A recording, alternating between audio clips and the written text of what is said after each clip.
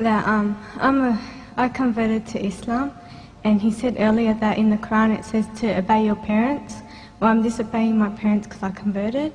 I'd just like to know if I'm sinning, and if I am, what do I do to make it right?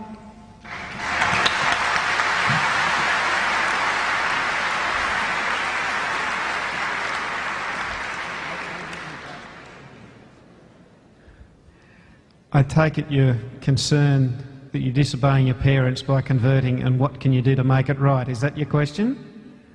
Okay, that takes the wisdom of Solomon, I think. In the Quran, the solution to your problems is given. In the chapter I mentioned, Surah Maryam, chapter Mary. In that chapter, there is a story of Abraham. Abraham, he was a man of God. He had discovered the way to God, a right concept of God. But his father was an idol worshipper. And now you read the story. Chapter 19, verse 51. It says, and narrate in the book the story of Abraham. إِنَّهُ كَانَ صِدِّيقًا نَبِيًّا. He was a man of truth, a prophet. إِذْ قَالَ لِأَبِيهِ. He says, behold, he said to his father, Ya abati, O my father, lima ta'budu, ma la yasma'u, wa la yubsiru, wa la yughni anka shay'a. Said, why do you worship that which can neither hear, nor see, nor profit you nothing? Ya abati, O my father, inni kajani min al-ilmi, ma lam ya'tika, fattabi'ni ahdika siratan sawiya. Said, O my father, knowledge has come to me which has not reached you. So follow me, and I will show you that way that is even and straight. Ya abati, O my father. And again, Ya abati, O my father. 4 times every verse begins with, O my father, O my father, O my, with compassion and feeling for his father, trying to save him from hellfire.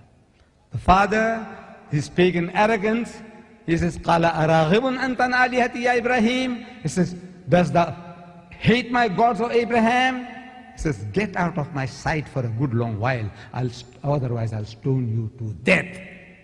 Now, the response of Abraham to that, and the commentary on that is to be found in this book, chapter 19, verse 51, that how a dutiful son ought to reason and be compassionate towards his unbelieving parents. Unbelieving parents. You love them, you respect them, you treat them well.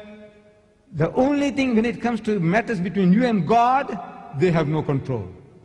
It's between your belief and unbelief, then you have to reject, on that respect, you reject their advice, their force of the persuasion, the pressure on you. You reject it. But even then, you treat them as your parents, your father and your mother. When it comes to religious matters, they do not come in between you and God. That is what the Quran says. I think you have this Quran. You have a Quran like this by Yusuf Ali. You have a Quran, chapter 19, verse 51, 52, 53, 54, 55, and you see the commentary, and it'll tell you the exact position that you must occupy. When it comes to faith, nobody comes in between you and God. Nobody. Not even your father or your mother. But you still love them and you respect them. That's what the Quran says.